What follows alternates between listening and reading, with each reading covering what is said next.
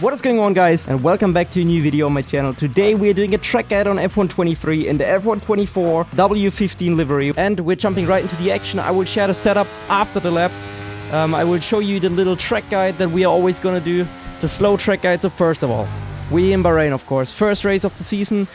Important to open up the exit and use all the track. You don't have to run over this curb for the start of your lap, but you should do it definitely for your flying lap to maximize the track width.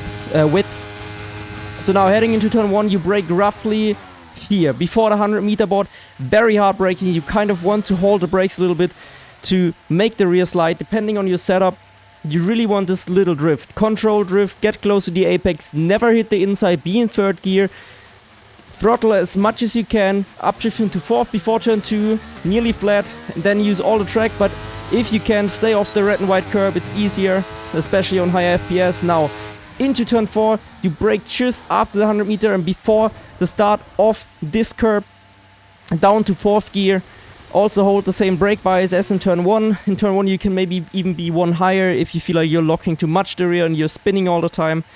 Now fourth gear, use all the track, ease to get an off track here. This is the end of sector 1 and you can see we get an off track. So now into this corner, into 6th gear, or you can also downshift into 5th with a little brake. Avoid the curb but get close.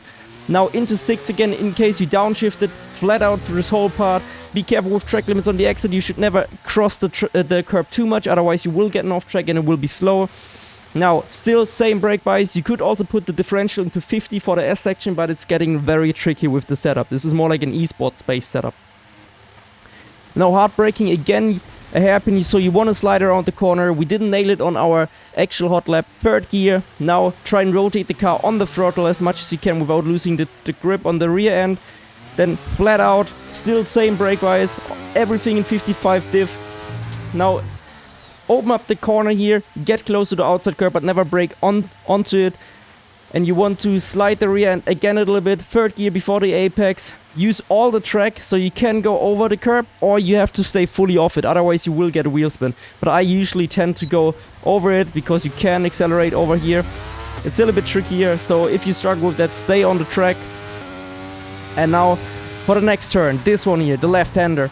You brake at the black box roughly, down into 4th gear with an upshift into 5th. You can also change the diff to 50. The brake bias I would change by 2 down or by 1 down, otherwise you will have a little bit of understeer whilst braking and trail braking into the corner. Very crucial to trail brake into every corner on this track where you have to brake. Now you can hook up the car over here to just minimize the track distance. Into sector 3, you need to brake right here.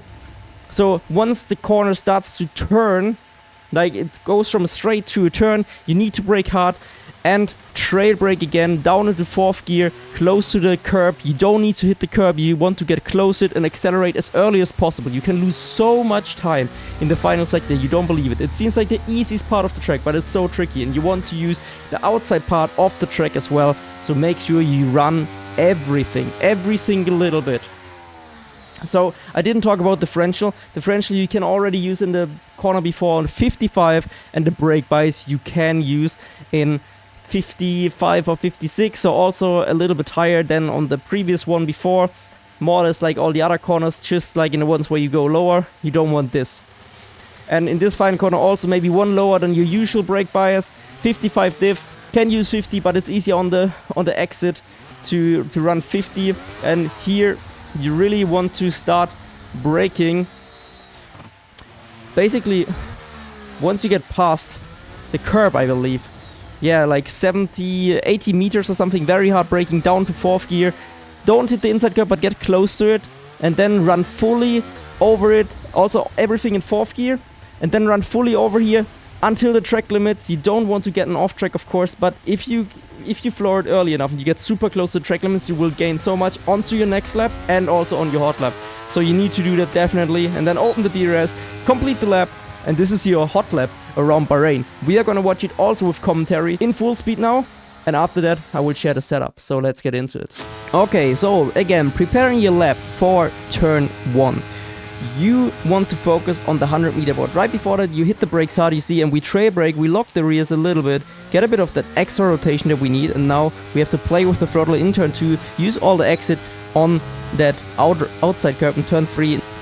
Now, just before the curb, heavy braking again, trail braking into the apex, 4th gear, and rotate on the throttle, use all the track again to complete sector 1.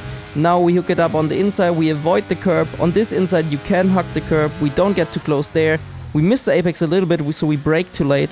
A bit earlier braking and maybe a little bit more rotation on the brakes would have helped there.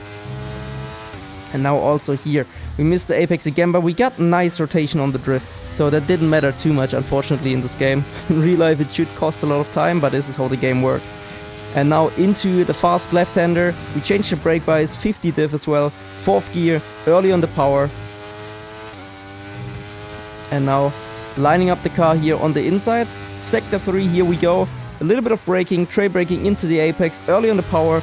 We were a bit hesitant there, we could have been much faster, especially in the final corner we didn't maximize everything. And now we change the brake bias again to our normal brake bias, heavy braking, trailing into the apex, early on the power, and now this is the full fast lap around the Bahrain International Circuit. So the setup for today is 50-40 wings. I think most of you will struggle with that because of rear locking, so you might want to try 53 on diff, but if not, go up by 2 or lower the front wing gap. Okay, this is the best way to create stability. Reduce the wing gap. This is like a Max Verstappen setup or even higher gap, and this is what you want if you are struggling with too much sensitivity of the car. Okay, so if you want to be max, go for aggression. If you want to be safe and you can't control it, then alter it a little bit. So on throttle, I've explained it to you, 55 is our base, and we change it throughout the lap. If you want to, you don't need to, you can leave it 55, but you might miss out on a few hundredths over a full lap.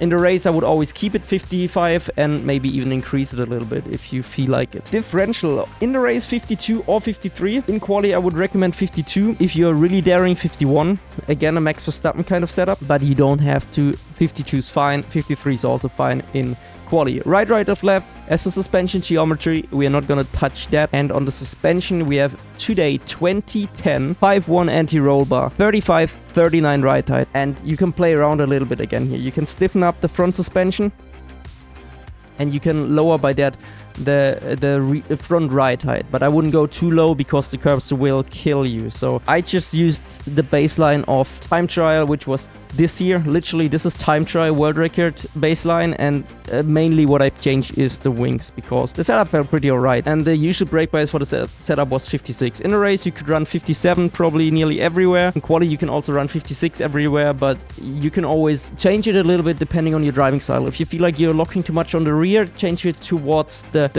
front of the car, so you want more brake bias. But then you also have to keep in mind you will lock up and go straight, more understeer.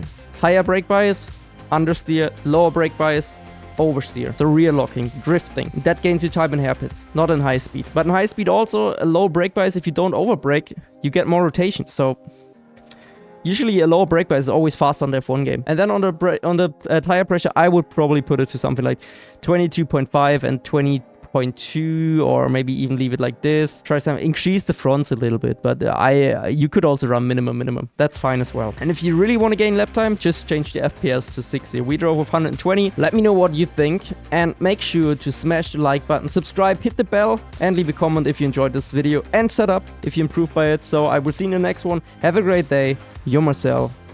Peace.